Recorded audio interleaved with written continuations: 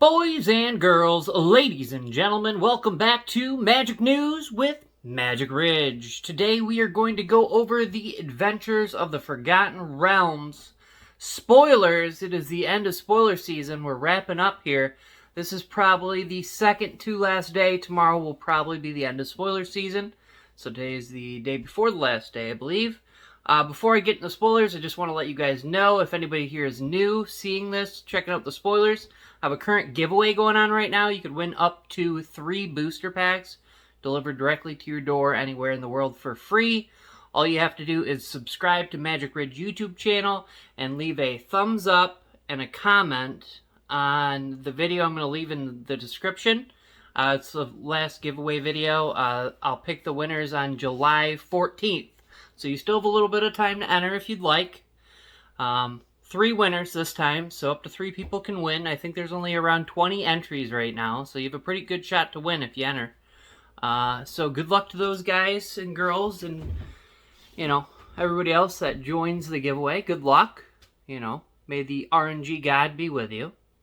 And we're going to get into this Adventures of the Forgotten Realms spoilers. Today's spoilers are pretty good. I haven't really gone over them yet, so let's get into it. First up, we've got a zombie. We've got Sepulture Ghoul for 1 mana of any color in a swamp. So 2 CC, creature type zombie. This zombie is a 2/1. It's got a little extra of that front action. Or it's lacking a little bit of that back action, a little of that booty, because zombies are normally 2/2s, but this guy is lacking a little bit. But beyond that, he's got sacrifice another creature, and Sepulture Ghoul gets +2/+2 until end of turn. Activate only once each turn. So it's a sack outlet, but it's only a sack outlet for 1 creature once per turn, and he only gets +2/+2. I mean, he's not a 2/1 at least. He goes up to the 4/3. He's a common. What do you want? Good enough. Next up, we got some more class action. Next up, we have the Paladin class for 1 plains, 1 CC, 1 white mana. It says gain the next level as a sorcery to add its ability. So spells your opponents cast during your turn cost 1 more to cast. So a little like taxes there going on. 2 mana and 1 white mana, so 1 plains, so like 3 mana in total for level 2. Your creatures are going to get +1/+1, so it's got like an Anthem or Lord effect for the level 2. And then for 4 mana of any color and a plains, 5 mana in total, whenever you attack. Until end of turn, target attacking creature gets +1/+1 for each other attacking creature and gains double strike. So that last one's not too bad at all. It is an enchantment class. So this is a new class thing. So new things come to the game. Next up, we have the Monk class for 1 plains and 1 island, 2 CC. We get to the second spell you cast each turn costs 1 less to cast. Okay. Then for level 2, you're going to pay 1 white and 1 blue again. So 2 CC or 2 mana there. So when this class becomes level 2, return up to 1 target non-land permanent to its owner's hand. So you have a bounce effect there. Then for 1 mana, 1 plains, 1 island, 3 CC, you get to go to level 3. At the beginning of your upkeep, exile the top card of your library for as long as it remains exiled. It has, you may cast this card from exile as long as you've cast another spell this turn. So I guess that's not too bad. It's only going to be the 1 spell you exile, so it's only 1 extra card. But it's pretty low in the CC, 2, 2, and then 3. It's low. I mean, the last one's mid. I don't know. What do you guys think about the new classes? What's your thoughts? Next up, we've got a Treasure Vault. Nice. It is an artifact land, so we have that artifact land for the artifact landwalk boots from before. So they've produced another artifact land, which I was talking about. It's not very normal, I don't think. But anyhow, this guy taps and adds 1 colorless mana to your mana pool. You can also tap X and X mana. So double X and tap this land. Sacrifice Treasure Vault this land to create X treasure tokens. So you can poop out a bunch of treasure tokens by sacking the vault. I mean, that could probably be good. I don't know why it's coming to my mind. I just think of just making like unlimited colorless mana with like Grim Monolith, Rings of Bright Earth, or whatever power artifact. I don't know. But you just make like unlimited mana, and then just make a million tokens or something. I don't know. Sounds good. Next up, we have something that didn't spoil in English, but I'll tell you right now, it costs 1 swamp, 1 CC.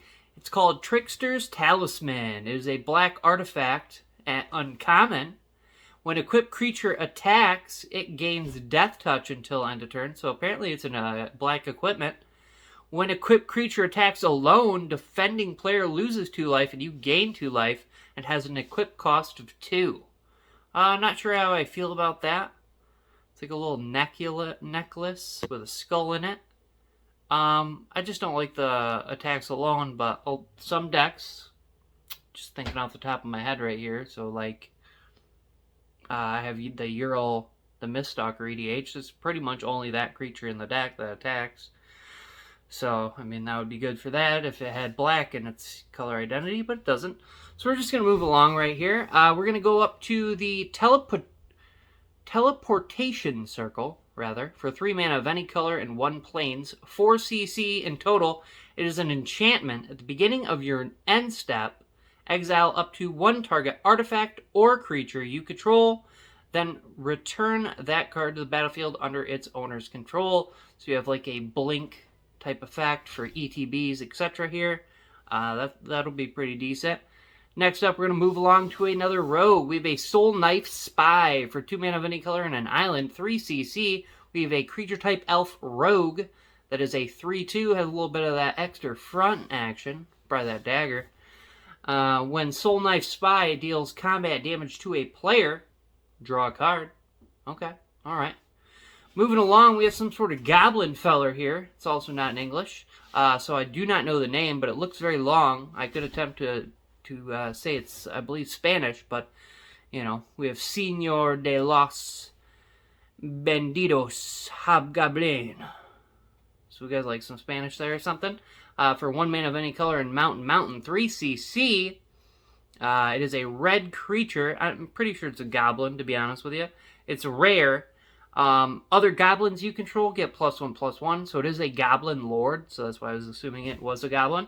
I believe I said he was a 2/3. You have to pay 1 red mana and tap this feller and deal an amount of damage equal to the number of goblins that enter the battlefield under your control this turn to any target. So that's different. That's something. So you have some goblin love there for the goblin fellows. Moving on, we have some vampire love. We've got Vampire Spawn for 2 mana of any color and a swamp. 3 CC. We have a 2/3. We got a bootied up vampire, creature vampire. When Vampire Spawn enters the battlefield, each opponent loses 2 life and you gain 2 life. Alright, so we have some gain and drain, is it? Or drain and gain? I think it would be drain and gain. Yeah, a little drain and gain there in the magics. Next up, we have Demigorgon's Clutches for 2 mana of any color and a swamp, 3 CC, sorcery speed. Target opponent discards 2 cards. That's nice. That's something that's handy coming up. Next up, you're going to mill 2 cards and then lose 2 life, sir. Yeah, so discard, mill 2, lose 2. For 3 mana in black, not terrible. Pretty good. Next up, we've got Potion of Healing for 1 mana of any color and planes. 2 CC for a white artifact. When Potion of Healing enters the battlefield, you're going to draw a card. So ETB, draw a card. For 1 white mana and tapping this artifact, you can also sacrifice the Potion of Healing to gain 3 life. Then you could maybe have some shenanigans. I don't know. Right now, we got the Boros one there, whatever, Lorehold, whatever you want to call it now. Feller there that you play stuff from your graveyard, etc. So there's drawing life gain stuff for that guy. This pretty much my only hype right here so far. There might be some more. So the next guy up, we have Forsworn Paladin for 1 black mana, 1 CC. we have a creature human knight that is a 1/1 with menace. You can pay 1 mana of any color in a swamp, so 2 CC, tapping this knight, paying 1 life to create a treasure token. Pretty cool. It's different. Then for 2 mana of any color in a swamp, so 3 mana in total, target creature gets +2/+0 until end of turn. If mana from a treasure was spent to activate this ability, that creature also gains Death Touch until end of turn. Is it the best and craziest? No, but it's a low CC knight. And the artwork's pretty rad. It looks like a vampire knight, honestly. Also looks a little female-ish. That sword's giant. The breastplate looks female-ish there because it just comes to a point kind of in the center there. So I'm pretty sure it's a female. She's holding something in her hand, a crystal or unknown object in her hand. She's got a rock, boys. So yeah, I like this a lot. I would probably hope to pull one of these to throw into my Knight EDH deck that needs a lot of work because it's not anywhere near Knight Equipment Tribal yet. We got a lot of work to go there, a lot of things to pick up. Next up, we have Unexpected Windfall for 2 mana of any color and then Mountain 4 CC, instant speed. As an additional cost to cast this spell, discard a card. You get to draw 2 cards and create 2 treasure tokens. Fortune favors the fortunate. What do you think? I thought. Next up, moving on, Spoils of the Hunt for 2 mana of any color and a forest, 3 CC, instant speed. Target creature you control gets +1/+0 until end of turn for each mana from a treasure that was spent to cast this spell. Then that creature deals damage equal to its power to target creature and opponent controls. Okay, so like again, it's going to be a pseudo fight. It's going to be better than fighting. It's not going to deal damage to your creature, I believe. It's only going to deal its power or whatever to a creature your opponent's controls. So one of the creatures. So we just have some combat trick there. Common combat trick. Pretty good. Moving along, we have a white combat trick, I think. We have Rally Maneuver for 2 mana of any color and a plains, 3 CC, instant speed. Target creature gets +2/+0 and gains first strike until end of turn. Yep, combat trick. Up to 1 other target creature gets +0/+2 and lifelink until end of turn. That's cool. So I could possibly do 2 different types of combat tricks in one combat phase or something, if you will. Not bad. It's an uncommon. We're going to move on to this one. This one's interesting. We have Sudden Insight for 4 mana of any color, and then Island, 6 mana, instant speed. Draw a card for each different mana value among non-land cards in your graveyard. Different.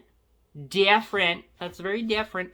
What was that? So, card draw in blue. Amazing.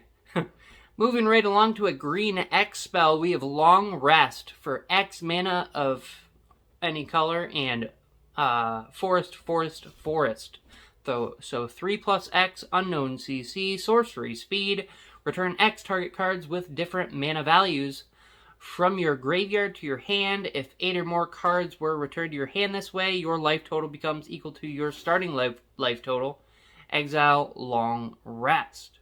That's not too bad. Obviously, if they're in your graveyard or whatever, you're probably going to want them back. In green, you're probably going to get a bunch of them back here with the mana values. It sucks you're only getting 1 of each mana value here, but that's okay. If you do, what is it, 8? So 8, 9, 10, 11. So if you spend 11 mana or so on this spell, your life's going to go back to 40, but that doesn't matter if you're playing Commander and you've taken Commander damage. Commander still can kill you, along with plenty of other things. But it's pretty cool, I think. I don't know. What do you guys think? I'm not a huge green player right now. I haven't been for the most part. It's really the only one I haven't really messed around with much. Is like green. It's really the only one I don't do often. Next up, we've got Burning Hands. Okay, for 1 mana of any color and a mountain, 2 CC, instant speed. Burning Hands deals 2 damage to target creature or planeswalker. If that permanent is green, Burning Hands deals 6 damage instead. Okay. Hating on the green there. Sure thing. Next up, we have a Hydras Nest. It looks like it's a colorless land. I don't know why it's saying colorless. Maybe it is colorless. I thought it was green because it produces green from the looks of it, but maybe it's colorless. Maybe it's a translation error. But anyway, so it's a land. So if you control two or more other lands, you're gonna have Hydras Nest enter the battlefield tap. That's kind of been new the last few sets. Something they're doing a lot of.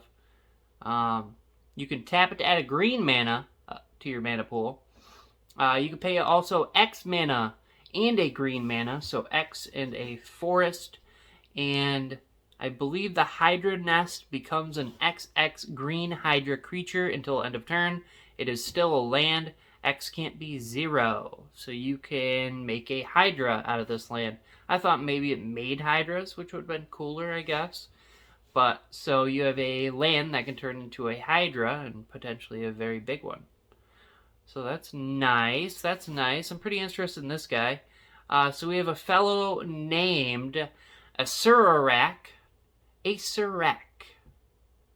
something like that. For 2 mana of any color in a swamp, 3 CC, we have a 5/5 black legendary creature, mythic of some sorts. It has when Asarak enters the battlefield, if you've not completed Tomb of Annihilation, which I believe is a dungeon, return Asarak to its owner's hand and venture into into dungeon. Doesn't say into a dungeon, probably just translation problem there. So I believe Tomb of Annihilation is once again one of the 3 dungeons. So you venture into the dungeon if you have not already completed that dungeon.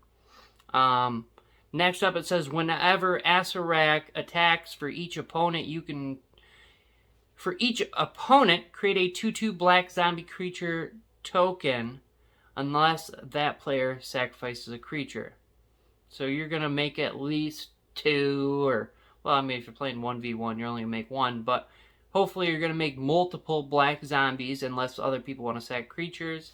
That's not always going to go off either, but you're probably going to at least get 1, I guess. I don't know. So we have a zombie, I think. I got a little overexcited because I seen a skeleton face. I was like, is this it? He looks like my Skeleton King I've been talking about, more sorceress-y. But, nope, believe it's just a zombie. Not sure. But then afterwards, we have some more skeletal stuff. We have Skeletal Swarming. I never thought about making black-green skeletons, but maybe. For 3 mana of any color, and a black mana and a forest, so 5 CC, you get an enchantment, Skeletal Swarming. Each skeleton you control has trample, attacks each combat if able, so they must attack, and gets +X/+0, where X is the number of other skeletons you control. So this is very good in a skeletal tribal deck, so this might have to be a thing. We'll see, maybe over the next couple to few sets, they will continue with some skeleton love. Maybe they'll come out with a green and black skeleton commander or something like that. But this guy also has, at the beginning of your end step, create a tapped 1/1 black skeleton creature token. If a creature died this turn, create 2 of those tokens instead. So this is very nice. I'd like to pick up one of these. I don't know. I really would rather just do mono black skeletons, but maybe black green skeletons would be cool. It would definitely add a lot of different opportunities and things to do with skeletons, which mono black skeletons is really slacking at. Just I want to do equipment tribal with it because I've just always been trying to stick all the swords and all the pieces of Cauldra or whatever. Now we have Cauldra Complete or whatever that garbage is. So some very good equipment. So I want to throw Godsend and stuff, but obviously this isn't going to be white either, so we couldn't do Godsend. So yeah, anyway, sorry for the ranting. I'm a little ranty here today, and we're at 20 minutes. Moving right along, we have True Polymorph. For 4 mana of any color, and Island, 6 CC, instant speed, target artifact or creature becomes a copy of another target artifact or creature. Could be good, seems pretty high CC to me, but it definitely has a lot of potential there. Next up, we have Rust Monster for 2 mana of any color and a mountain, 3 CC. You have a creature type beast with first strike. Sacrifice an artifact, Rust Monster gets +2/+0 until end of turn, and is a 2/1 uncommon. Next up, we've got Divine Smite for 1 mana of any color in a plains. 2cc, instant speed, target creature or planeswalker an opponent controls phases out. If that permanent is black, exile it instead. So you can exile black planeswalker here. If it phases out, treat it and anything attached to it as though they don't exist until the end of the controller's next turn. Pretty cool. Next up, we have Monk of the Open Hand for 1 white mana, 1cc. We have a creature type Elf Monk.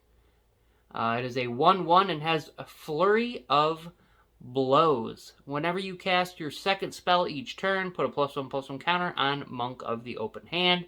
So you have something that favors low CC, stormy type, lots of little small spells. I think it's cute, very cute. Next up, we have Ray of Enfeeblement for 1 swamp, 1cc, instant speed. Target creature gets -4/-1 until end of turn. If that creature is white, it gets -4/-4 until end of turn instead. Once again, pretty cool. Pretty cool. Moving on, we have a white dragon. It costs 4 mana of any color, and then plains, 6cc for a creature dragon, 4/4 with flying. This dragon has cold breath, so when white dragon enters the battlefield, tap target creature and opponent controls. That creature does not untap during its controller's next untap step. I could definitely maybe do some ETB shenanigans on this guy as well.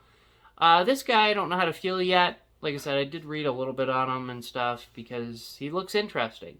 And I'm a white player, and I don't get hyped very often, but I don't know if there's enough hype here or not, but this guy's pretty decent. So, moving on, we have a Planeswalker. We have Grand Master of Flowers for 2 mana of any color and plains. 4cc, we have a legendary Planeswalker, Bahamut. He has a static effect, so as long as Grand Master of Flowers has 7 or more loyalty counters on him, which he starts at 3, so he won't start out like that. He's a 7/7 dragon god creature with flying and indestructible. So I assume you want to get there with this guy. You want the 7/7 flying god with indestructible for blocking, attacking, etc., whatever needs there. So he starts with 3, as I said.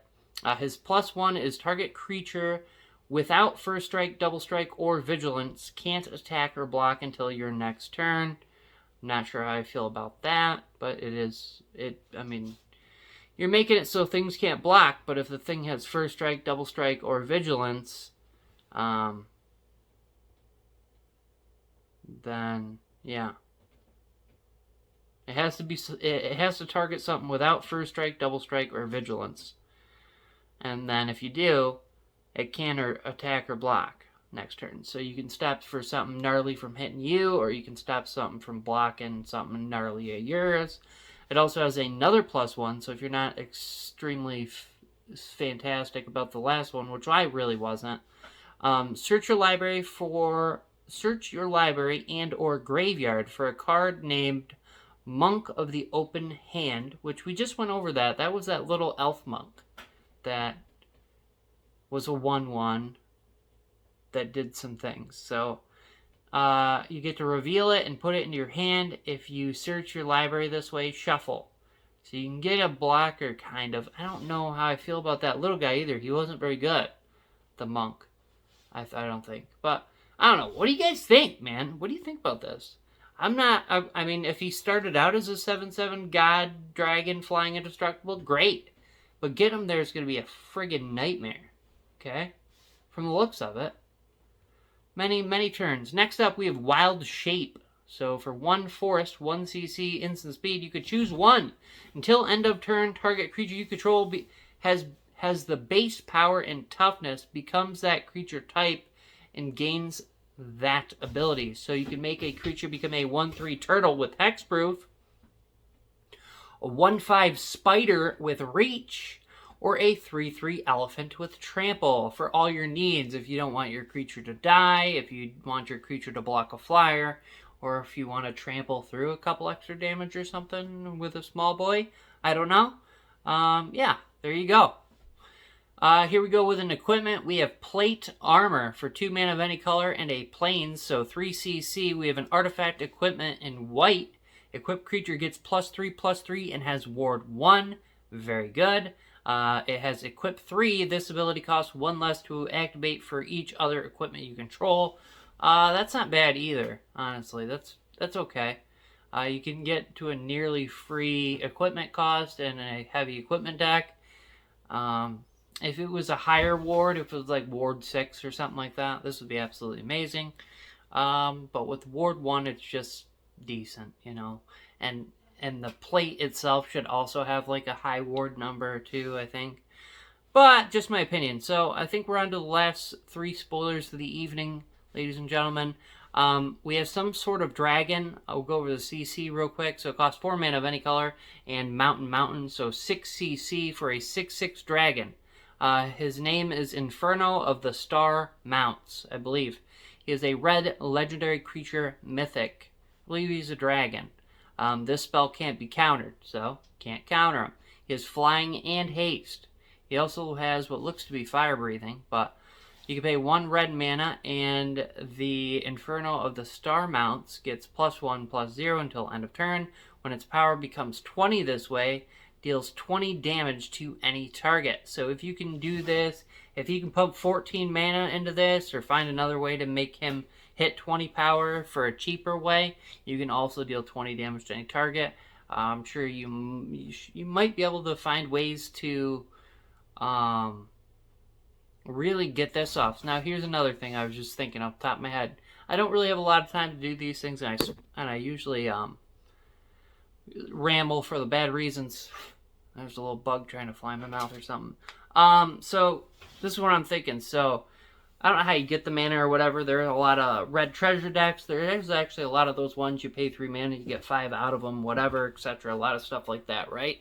And I think Red's got an okay mana situation, I think. I mean, you guys can yell at me or whatever. But here's what the cool thing it seems like. So, yeah.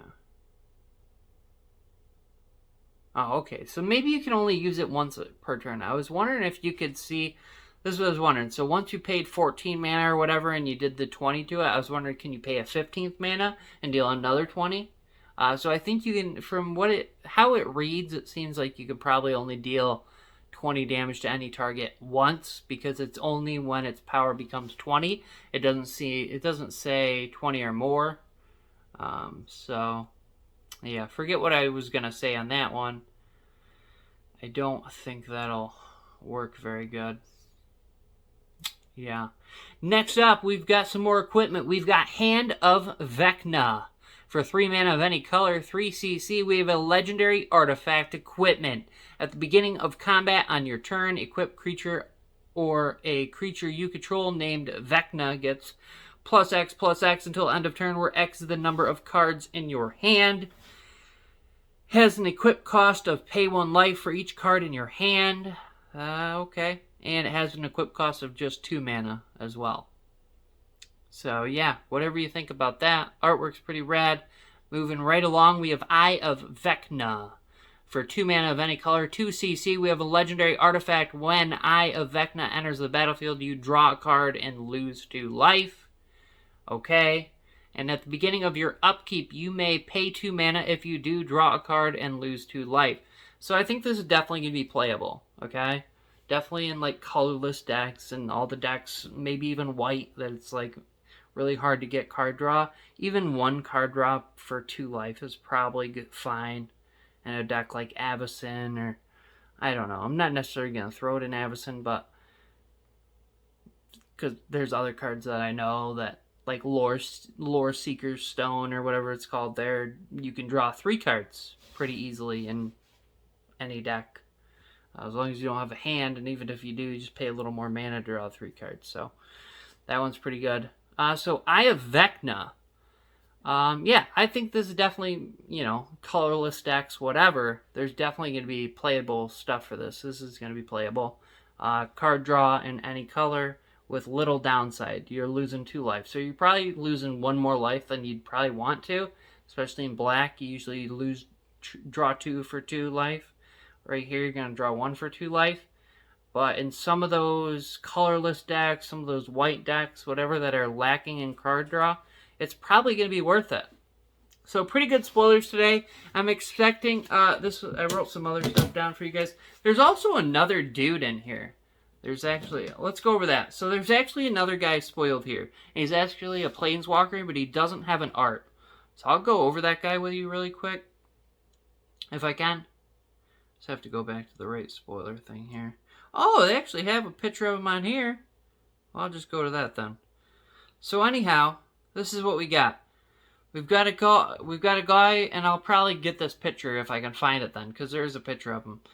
So this last spoiler is called Morton Kanan. Morton Kanan for 4 mana of any color and island. So 6 CC Planeswalker, Legendary Planeswalker, Morton Kanan. He starts off at 5 loyalty. He has a +2. His +2 is draw 2 cards, then put a card from your hand on the bottom of your library. Okay, his -2 is create a blue dog illusion creature token with this creature's power and toughness are each equal to twice the number of cards in your hand. So it could potentially be a very big dog. I didn't even notice his dog illusion next to him. And he has a -10. So his -10 is exchange your hand in your library, then shuffle. You get an emblem with you have no maximum hand size. I'm not 100% sure how I feel about this guy. What do you guys think? This is good. I don't know. He's up there in the CCs, etc. But those Planeswalker people are going to like him. If you just want every Planeswalker, there you go. Another Planeswalker. I don't like him as much because he doesn't have an emblem. So he's not going to do something super crazy and possibly game ending, most likely. The dog illusion seems like it could be scary big. The last one, I mean, you could probably win the game with that in some way or another. If you have no hand, you go down, you draw your deck, whatever. You then Labman combo or something. I don't know. So yeah, where I was getting my spoilers from, they didn't have a picture of him, but I'll probably be able to put a picture up for you guys if there's one out there, which there seems like there is. So last I checked, and what I'm going to leave this video as at, is we have spoiled 251 out of 281 cards. So tomorrow will probably be the last 30 cards on Tuesday. So the last 30 cards will be spoiled tomorrow on Tuesday. So hopefully it's not all commons and trash, but that's usually what happens. We get all the junky, smaller stuff that nobody cares about. So we might get 30 junk cards tomorrow, but there might be some gems in there. We don't know.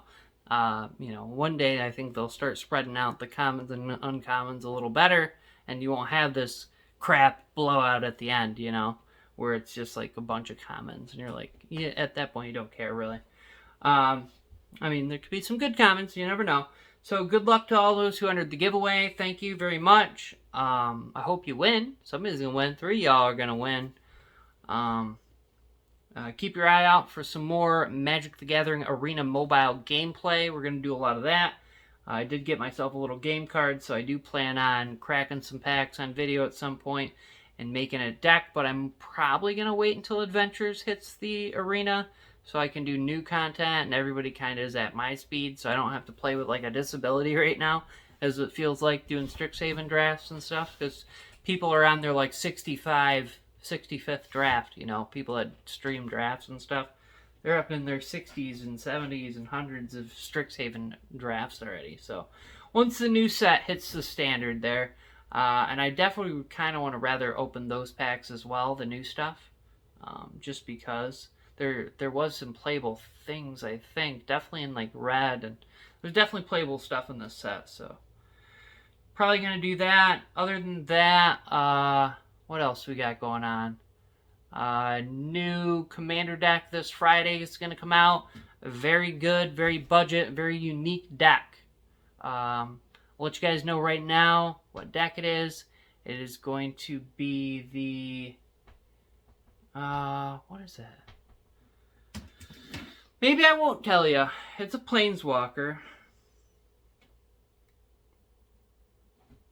Hold on. What was that last set? What is this set? What are we talking about?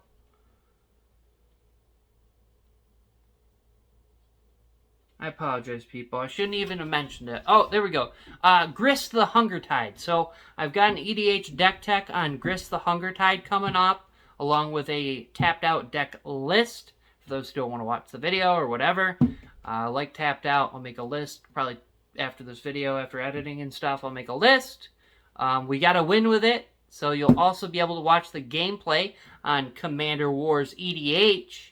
My friends and I have another channel where we just do Commander and EDH gameplay. So far, they're beating me on subs by almost double. We're in the 130s. We've got 20 plus videos, so many different Commander decks. Definitely we should be playing something that you're interested in. And definitely will have something you'd want to watch over there, I think. So go ahead and check that out if you'd like. You know, go throw a subscription over there if you like. Maybe eventually you'll see a deck you're interested in. You come back here, check out deck tech, deck list, whatever, you know. Whatever you think. I did order, this is a strange one, so I don't know who might be interested in this. But I had a birthday, and I was like, you know what do I want for my birthday? So I'm like, you know what? Let's see if we can't order 10,000 bulk Magic cards for like $100 and change or whatever, you know, for $100.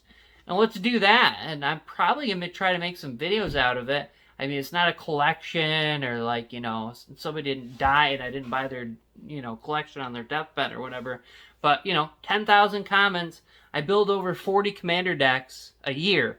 So, you know, I need more cards. Commons and uncommons are right up my alley. Right up my alley. I love, I do a lot of tribal stuff anyway. It's usually affordable and fun. You know, it's fun for me anyway. So I have a lot of stuff for tribal things, such as that. We're probably going to do some mill decks in standard. I really want to try out the new mill card in standard, so we're probably going to do that. If I remember, that's probably what I'm going to make my own mill brew in standard with the new card coming out. We're going to try to copy it. Maybe, I don't know. I don't know what's in standard for blue for that. But yeah, a lot of stuff to look forward to, fellas, ladies, gentlemen. So, hope you're all having a wonderful July 4th weekend. You know, summer's here. Hope you're all having fun. Until tomorrow, last day of spoiler season, Adventures of the Forgotten Realms. I'll see you tomorrow. Bye-bye.